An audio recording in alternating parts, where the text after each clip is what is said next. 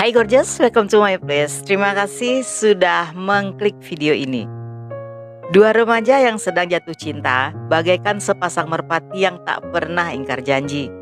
Bersumpah saling setia, bahkan sehidup semati. Namun cinta tidaklah semudah karangan penulis novel. Dan semua kisah asmara dengan akhir yang bahagia bukanlah milik semua orang. Nggak pakai lama? Watch. Wendy seorang Abigail manis yang terlahir dari keluarga bahagia. Dia suka membaca, menulis, dan memiliki banyak teman. Saat Wendy SMP, keluarga mereka pindah ke daerah Woodstock yang memiliki lingkungan bagus serta sekolah yang bermutu. Kota yang memiliki angka kriminal rendah ini sangat sempurna untuk membangun keluarga. Tetapi setelah pindah, Wendy justru merindukan rumah serta teman lamanya. Meskipun di tempat baru ini dia memiliki teman, tetapi rasanya berbeda dengan teman yang dikenal sejak kecil. Namun semua kebosanannya berubah dalam hitungan menit ketika pada satu waktu dia bertemu seorang pemuda bernama Jesse. Jesse yang berusia 19 tahun merupakan putra dari pasangan David dan Becky. Dia dikenal sebagai anak pembuat onar dan sering terlibat dengan pihak berwenang. Namun di mata sang ibu, putranya hanyalah anak yang salah pergaulan. Di balik kenakalannya, dia adalah pemuda yang siap melakukan apa saja untuk orang yang membutuhkan. Ketika dia mencintai seseorang, dia akan memberikan cintanya dengan sepenuh hati. Hanya saja, kelemahan Jesse kurang bijaksana dan mudah percaya pada orang lain. Sejak bertemu Wendy, Jesse yang tadinya anak nakal secara drastis mulai berubah. Gadis itu telah memberikan pengaruh baik pada dirinya. Jesse bahkan berhenti mabora dan ronsena di waktu bersamaan. Pemuda itu tidak lagi pernah nongkrong sana-sini. Kedekatan mereka pada akhirnya membuat keduanya ingin melanjutkan hubungan serius dan menikah di usia muda. Jesse bahkan bercerita pada ibunya jika dia sangat ingin menikahi Wendy karena cinta mati pada gadis itu. Dia merasa sangat yakin Wendy adalah orang yang tepat untuknya. Pada awalnya orang tua Jesse tidak terlalu khawatir karena cinta seusia mereka hanyalah cinta monyet akibat pengaruh hormon. Tetapi saat menyadari mereka cukup serius, orang tuanya menasehati dengan mengatakan jika keputusan tersebut terlalu cepat bagi Abigail seusia mereka. Saat itu, walaupun menuruti perkataan orang tuanya, tetapi dalam hati mereka bertekad tetap akan menikah muda. Hingga berbulan-bulan ke depan, Jesse pun bekerja untuk mengumpulkan uang agar bisa membeli mobil yang nantinya akan mereka gunakan untuk melakukan perjalanan keliling Amerika, serta membeli rumah untuk ditempati setelah berhasil kabur dan menikah. Dan pada 23 Februari 97, pasangan yang sedang kasmaran ini melarikan diri untuk memulai hidup baru bersama. Dengan modal tidak seberapa, Jesse yang memiliki tabungan beberapa ratus dolar membeli sebuah mobil bekas tua. Dia tidak punya SIM dan asuransi, tetapi salah seorang temannya bernama Justin bersedia untuk mengendarai mobil itu bagi Jesse. Becky, ibu Jesse yang khawatir, berusaha mencari sang putra dengan menanyakan keberadaan Jesse pada teman-temannya. Tetapi tidak ada yang mau memberitahu karena mereka mendukung keputusan sepasang merpati yang ingin hidup bahagia walaupun makan harus sepiring berdua. Saat itu mereka kabur ke Florida. Namun di tengah jalan, Justin tidak ingin melanjutkan perjalanan dan memutuskan kembali pulang. Justin hanya berpesan jika mereka tetap harus saling memberi kabar melalui kartu pos. Sementara itu, keluarga Wendy yang sadar jika putrinya tidak akan pulang dalam waktu dekat, melaporkan gadis itu sebagai orang hilang. Polisi yang menyelidiki kasus ini mendapat kesulitan ketika orang-orang di sekeliling Jesse juga menjawab tidak mengetahui keberadaan mereka. Sementara dalam pelariannya, Jesse dan Wendy bertemu dengan pasangan lain yang kemudian bergabung dengan mereka. Namun tidak butuh waktu lama, pasangan itu tidak tahan dengan keduanya yang sering adu argumen. Mereka pun memutuskan untuk meninggalkan Jesse dan Wendy. Setelah 3 minggu dalam pelarian, tampaknya Jesse dan Wendy dihadapkan pada realita yang tidak seindah film komedi romantis. Jesse mulai kehabisan uang dan membuat mereka sering bertengkar. Becky yang sesekali dihubungi sang putra juga mulai sadar jika Jesse mengalami kesulitan. Merasa lelah dengan keadaan itu, Wendy yang tidak pernah menghubungi keluarganya pada akhirnya menelpon mereka dan mengatakan ingin pulang. Orang tuanya pun mengirimkan uang sejumlah 3 juta melalui Western Union untuk ongkos pulang mereka berdua. 3 hari setelahnya, Jesse menghubungi Becky yang menawari akan membayar tiket perjalanan mereka. Tetapi sang putra justru menolaknya. Pada saat itu Becky dan David merasa bersyukur bahwa sang putra sudah kembali sadar jika dia belum pantas hidup berumah tangga. Namun, itulah terakhir kalinya mereka mendengar suara sang putra. Seminggu kemudian, kepolisian Illinois yang sempat mencari Wendy dan Jesse mendapat telepon dari kepolisian Marion di Florida. Di kota kecil itu terdapat banyak lintasan kereta api yang mengangkut jeruk-jeruk Florida ke kota-kota lainnya. Kepolisian Marion mendapat laporan dari salah satu kru kereta api atas penemuan jasad di dekat rel kereta pada tanggal 23 Maret 97. Mereka ingin mengidentifikasi apakah jasad yang ditemukan adalah salah satu orang hilang di wilayah Illinois. Kasus ini ditangani oleh Kapten Sheriff bernama Patty Lumpkin yang bersama tim forensik melakukan pemeriksaan pada jasad itu. Saat pertama kali ditemukan, polisi hanya dapat mengidentifikasi jika jasad tersebut adalah pria berusia sekitar awal 20-an dan terdapat banyak darah di bagian kepalanya. Awalnya mereka berasumsi jika pria itu terjatuh atau ditabrak kereta api. Tetapi menurut sang kapten, jasad tersebut tampak seperti korban kejahatan. Luka-lukanya lebih mirip luka akibat trauma pukulan benda tumpul, sedangkan luka ditabrak kereta pastinya akan sangat parah. Di sekitar TKP, polisi juga menemukan sebuah topi baseball dengan noda darah serta sebuah kacamata rusak dengan satu lensanya hampir lepas dan satu gagangnya hilang. Mereka pun mencurigai jika jasad tersebut kemungkinan akibat pembunuhan yang brutal atau perampokan. Saat digeledah, pada jasad ditemukan jam tangan, kalung, serta uang tunai. Karena hal ini, motif perampokan pun dicoret dari daftar.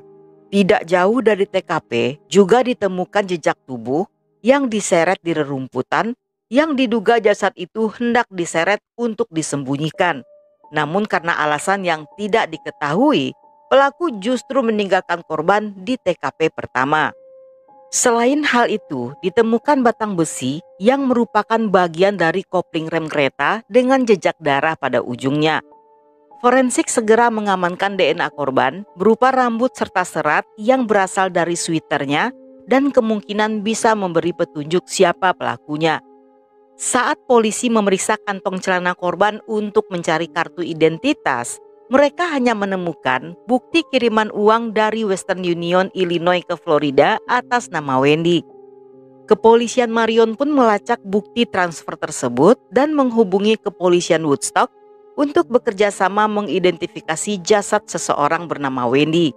Namun berdasarkan hasil otopsi, korban bukanlah Wendy, melainkan Jesse kekasihnya. Selain mengejar pelaku, polisi juga mulai mencari keberadaan Wendy. Mereka berasumsi bahwa gadis itu tidak akan jauh dari TKP. Dengan menggunakan helikopter, polisi menjelajahi daerah itu dalam beberapa radius kilometer, tetapi tidak berhasil menemukan apapun. Dari pemeriksaan DNA, di pakaian Jesse tidak ditemukan DNA siapapun, sehingga penyelidikan berjalan cukup sulit. Polisi pun menyebar poster Wendy di seluruh kota serta di sepanjang rute Florida ke Illinois. Mereka mencari tahu dari sopir truk yang memiliki informasi tentang rute-rute kota ke kota.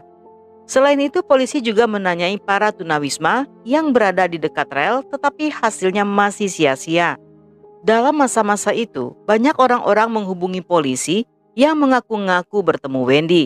Tetapi info tersebut sama sekali tidak membantu dan justru membuat polisi makin frustasi. 2,5 bulan setelah Jesse ditemukan, ibu Wendy mengaku mendapat telepon dari sang putri. Wendy mengatakan pada ayahnya jika dia berada di Illinois, tepatnya di telepon umum di kota Kankakee yang berjarak 2 jam perjalanan dari rumah Wendy. Sambil menangis dia mengatakan bahwa ingin pulang dan ingin kembali ke rumah. Saat ayahnya menanyakan di mana lokasi telepon tersebut, Wendy hanya memberitahu jika lokasinya berada dekat dari pom bensin. Namun ketika ayahnya menanyakan lokasi detail serta nomor telepon umum itu yang selalu tertulis di bawah telepon, Wendy hanya menjawab tidak tahu dan panggilan diputuskan. Walaupun sulit dipercaya jika telepon itu dari Wendy, polisi tetap memeriksanya. Mereka menelusuri semua telepon umum di kota itu dan menemukan sebuah telepon umum yang tidak memiliki nomor di bawahnya seperti yang dimaksud Wendy tempo hari.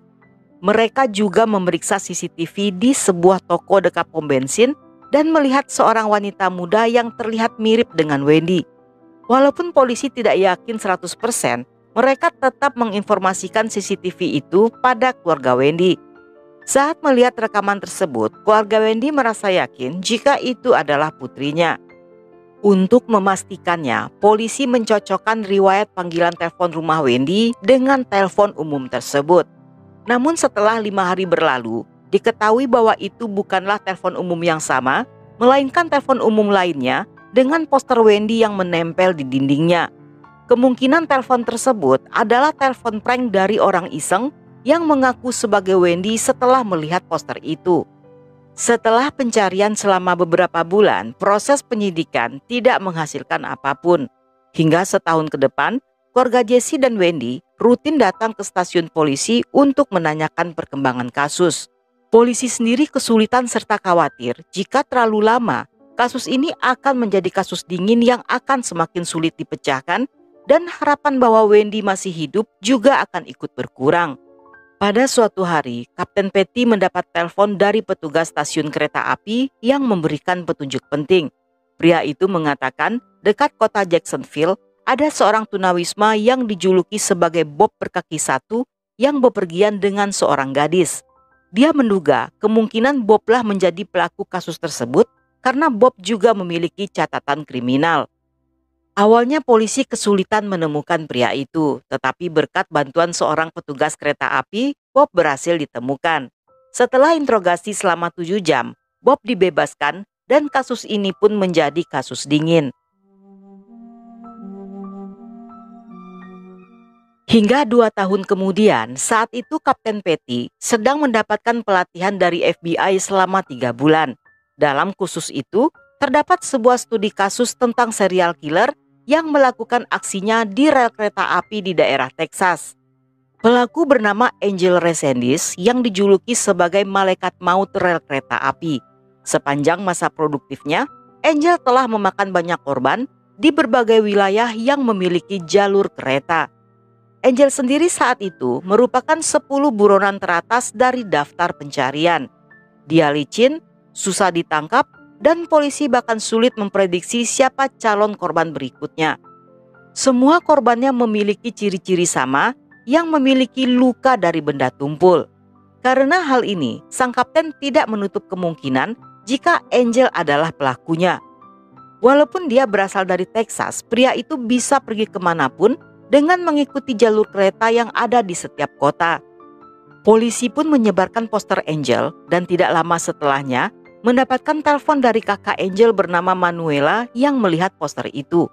Wanita itu melaporkannya karena merasa takut jika Angel akan kembali melakukan pembunuhan. Angel pun berhasil ditangkap saat berada di jembatan El Paso di perbatasan Amerika-Meksiko dan didakwa atas pembunuhan Claudia Benton yang terjadi di Texas pada tahun 98. Kapten Petty menggunakan kesempatan tersebut untuk mewawancarai Angel. Namun mereka gagal karena dihalangi oleh pengacaranya. Sang pengacara siap menjadi perwakilan kliennya dan melarang tersangka untuk berbicara langsung dengan polisi. Saat itu Kapten Petty dan rekannya detektif Jeff Owen berpacu dengan waktu karena jika hukum mati telah ditetapkan di Texas, pihak berwenang akan segera melakukan eksekusi dan mereka merasa khawatir jika tidak akan mendapatkan penyelesaian kasus Wendy dan Jesse jika Angel telah dieksekusi. Atas saran seseorang, sang kapten pun menghubunginya dengan surat karena Angel cenderung lebih terbuka pada wanita. Dalam surat tersebut, Kapten Petty memperlakukannya dengan hormat dan memanggilnya sebagai senior agar pria itu mau terbuka. Dalam surat tersebut, Kapten menjelaskan secara detail ciri-ciri Jesse dan Wendy. Bahkan secara terang-terangan bertanya, apakah Angel terlibat dalam kasus pasangan itu. Dan setelah 3,5 tahun kasus tersebut menjadi kasus dingin, Angel pun mengakui perbuatannya. Untuk memastikan Angel tidak berbohong, Kapten pun mendatangi keluarga Jesse dan Wendy untuk memberi kabar sekaligus meminta persetujuan mereka demi membujuk Angel berbicara dengan memberi pria itu kekebalan hukum, yang artinya mereka akan melakukan kesepakatan. Dan jika Angel setuju mengungkapkan apa yang terjadi, maka pihak keluarga Jesse dan Wendy tidak akan mengajukan tuntutan hukum pada pria itu. Hal ini bertujuan agar mereka bisa mengetahui lokasi Wendy, dan walaupun terasa berat, tetapi keluarga itu setuju dengan usul sang kapten. Ketika Angel dalam proses menunggu eksekusi, kapten dan timnya berhasil melakukan wawancara dengan pria itu. Mereka akhirnya mendapat kepastian jika Angel adalah pelakunya. Angel mengetahui dengan tepat alat pembunuhan berupa batang kopling rem yang informasi tersebut tidak pernah dipublish ke media. Hanya polisi dan pelakulah yang mengetahui detail kasus tersebut. Menurut sang kapten, Angel terlihat seperti orang normal yang menjaga sopan santunnya. Namun di balik semua itu, seperti sosiopat atau psikopat lainnya, tidak terlihat emosi di matanya yang dingin. Dia tidak memiliki rasa bersalah dan bisa menghajar orang kapan saja. Di balik semua sikap sopannya, Angel justru tampak bangga atas semua tindakannya. Yang terjadi di hari itu, saat Angel berencana mencari kerja di daerah Amerika Selatan dengan menggunakan kereta barang, dia melihat Jesse dan Wendy yang baru turun dari truk pengangkut gandum dan naik ke kereta yang sama. Ketika pada satu titik kereta berhenti sebentar, Jesse turun dari gerbong untuk merokok sebelum kereta melanjutkan perjalanan. Namun Angel yang juga berada di luar memukul pemuda itu dengan batang kopling hingga tewas dan meninggalkannya begitu saja. Wendy yang saat itu sedang tidur tidak mengetahui kejadian itu. Dan 8 jam kemudian saat kereta kembali berhenti, Angel mendekati gadis itu sambil memaksanya untuk turun, mencekiknya hingga tewas dan membuang tubuh Wendy ke semak-semak. Setelah mengetahui kronologi kejadian, polisi meminta informasi detail tentang lokasi itu.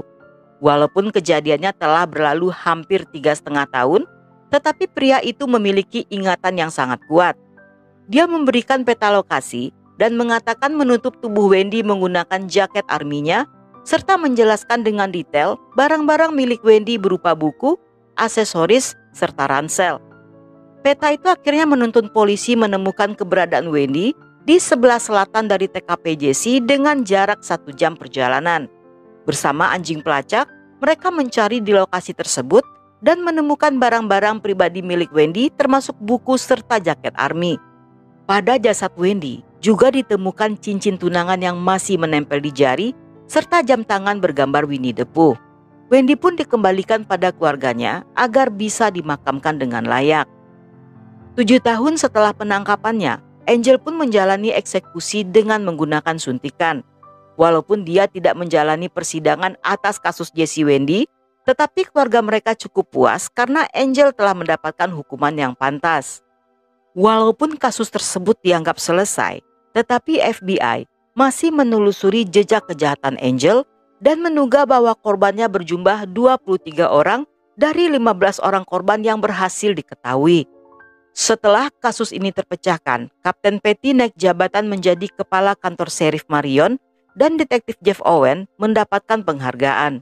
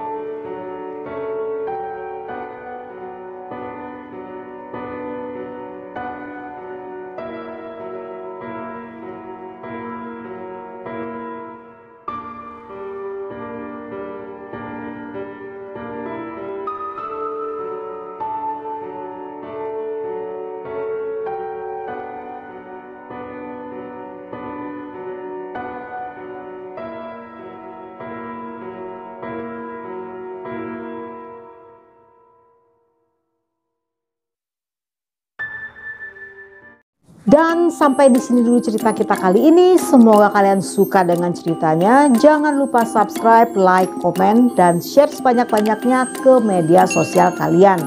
Dan buat kalian yang masih betah hingga akhir, thank you, love you, have a nice day, and then see ya.